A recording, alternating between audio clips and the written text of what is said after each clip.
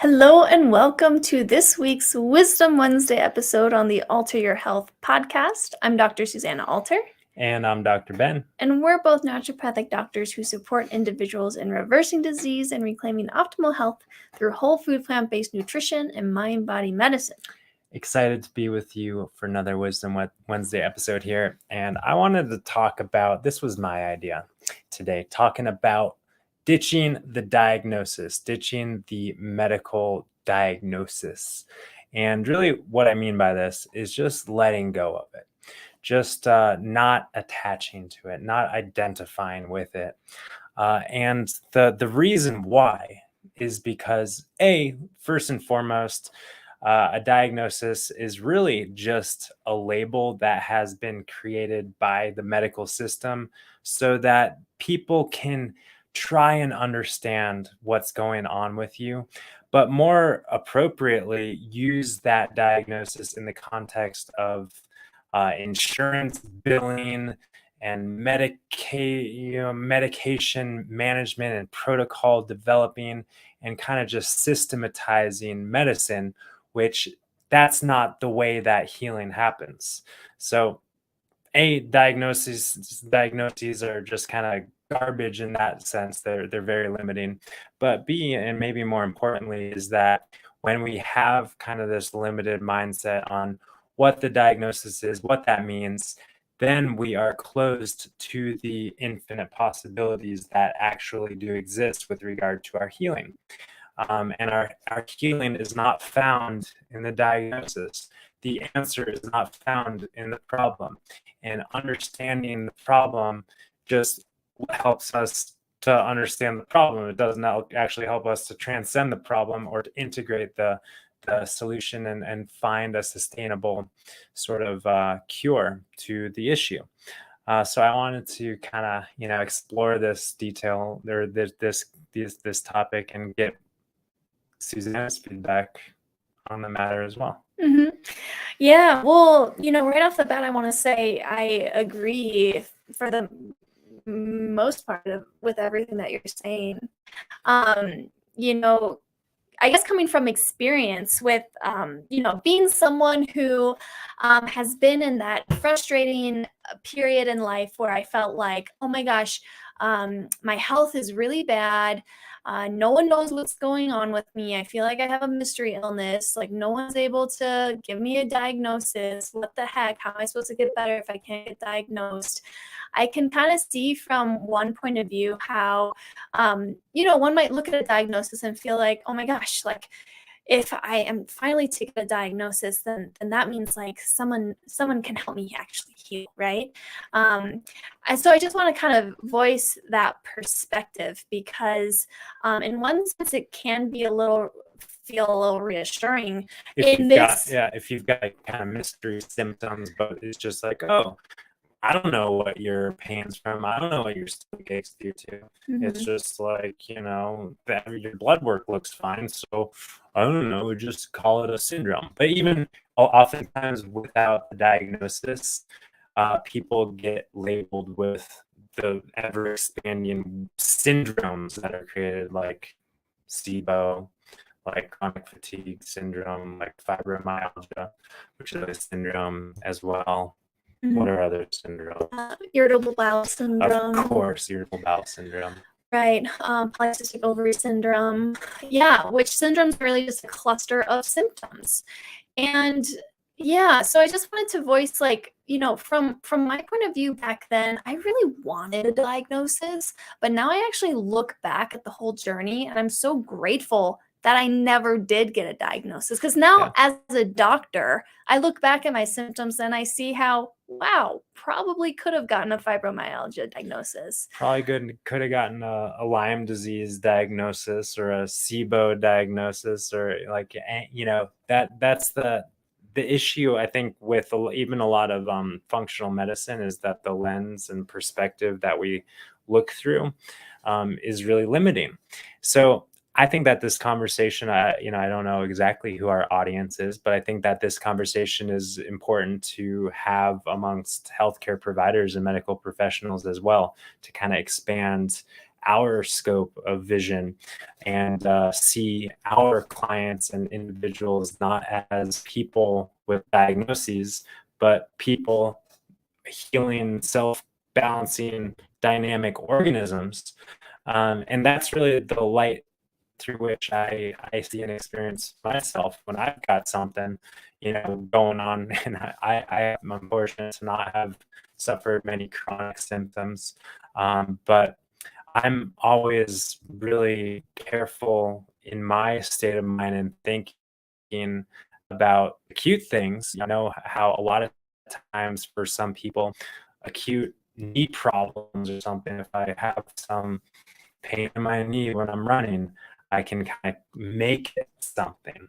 I can make it, oh, I've got arthritis. Oh, I've got a meniscus tear. Oh, I've got a, swollen joint capsule, and kind of like make that mean something rather than just see my body as this dynamic, resilient organism that's seeking balance and finding balance. And it comes back to this this message that we really try to convey, which is that the symptoms that we experience, that we feel, are not the problems, right? But they're our body's answers to the problems. So we can get curious about the messages that our bodies are sending us and respond in kind of a open-minded, proactive sort of way than just kind of a reactive symptom management sort of way, which of course, going back to the medical system and even the functional medicine system, naturopathic medicine community, a lot of times it's like symptom X gets slapped with treatment Y or protocol Z, and it's not taken into consideration the dynamic environment that each individual exists and the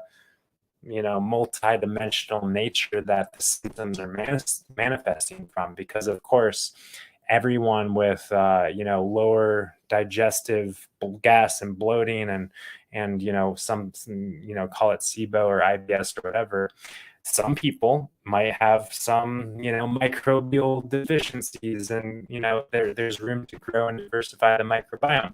Other people, it might be pure anxiety, it might be pure stress that's manifesting down there. And then of course most of us is some combination, right, of the stress and the mindset with the nutritional components. Mm-hmm. Yeah, and I agree with all the potential cons, drawbacks of really, identifying with a diagnosis so intensely, or, putting so much weight on a diagnosis. But honestly, like when you named this episode "Ditch the Diagnosis," my initial response was like, that's like, it's like a little intense, because like, to play devil's advocate here, and I don't think what you're saying is like, yeah, don't go to a doctor and don't get a diagnosis, right? No. Because there are situations, like I can think of so many examples, like if I had a melanoma, I'd want that to be diagnosed so that I could get it removed surgically, right? There are obviously reasons, like good reasons, helpful reasons, why we have this system in place where doctors are able to identify and diagnose and then treat effectively, right? I think like really what you're referring to in this concept of like detaching from the diagnosis is more so in the context of chronic illness, when a person can get into a place where they're completely identifying with that label. And because of that mindset around what that label means, what the prognosis might be, they start to kind of manifest a reality that isn't serving and isn't, like, is very limiting in the sense. Yeah. So, and I think that this is bringing me to think about just the power of our words, right? That we use to describe what's going on within ourselves. So I hear a lot of times, I know I hear a lot of times as well, I have SIBO, I have cancer, I have diabetes, and fill in the blank. And that is constrictive. Or even more profoundly, I am diabetic. That exactly. I am a cancer patient. I am An autoimmune warrior. I am, yeah, totally. So of course that the language that we use is just or conveying the thoughts that we're programming, and we talked before I think a couple weeks ago, about how our thoughts are directly influencing our cellular physiology. So of course the words that we're speaking is a reflection of the thoughts that we're thinking, which is has a direct impact on our cellular physiology. And the restrictive and constrictive and limiting nature of I am this, I have this, is really, I see it as a big barrier in our body's ability to experience its unlimited potential. So, of course, an alternative way to relate and think and speak about what's going on in our bodies is I am healing. I am healing this. I am finding balance from this. My body is seeking balance through this experience. I am, reversing this because that's the truth. That is what our body is trying to do. So we can recognize what's actually happening and partner with our body's process of seeking balance, rather than kind of set this boundary or barrier or roadblock in our state of mind and thinking and words and verbalization. And I think it just carries such more positive, hopeful energy, if nothing else. But we also, of course, know and understand the power of that positive, hopeful energy in creating and shifting, again, the cellular physiology and what's going on, from just nervous system, psycho, endo, neuroimmunology, immune system, hormonal balancing, and everything in between. Do you think you could share that awesome story about the person who was diagnosed with ALS? A friend of mine received, had some neurologic issues and was going to different neurologists to seek answers of what's going on. And I think, I don't know the full story, but I think he went to one neurologist and was like, oh, it looks like it might be ALS. And then I think maybe he got a second opinion, and it was like, yeah, it looks like these are kind of the symptoms, the symptoms that are most consistent with this diagnosis, ALS, and which people that you don't know, what is it, lateral sclerosis, Lou Gehrig's disease, this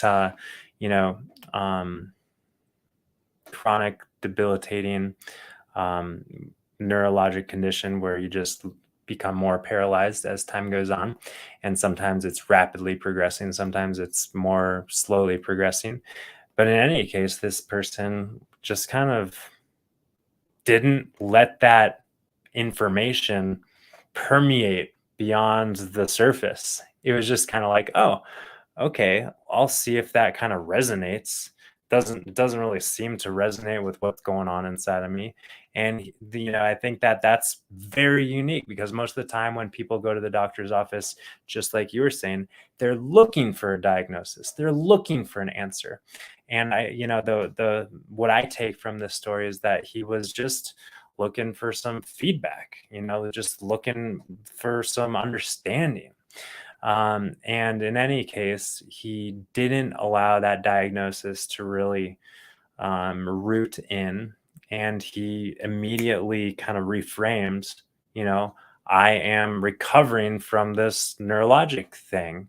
And he did, which of course, is kind of completely unheard of, anyone reversing an ALS diagnosis, but he most certainly has, even though it was for sure the early stages of, ALS. But in any case, it shows us exactly that anything is possible. And, I don't know many firsthand experience or many firsthand stories, but I've heard, read or been exposed to different stories of, what we might refer to as miraculous, spontaneous healing from, disseminated cancer to multiple sclerosis, other neurologic conditions, even like broken bones and crazy stuff that just, our bodies are unlimited, and there is infinite potential.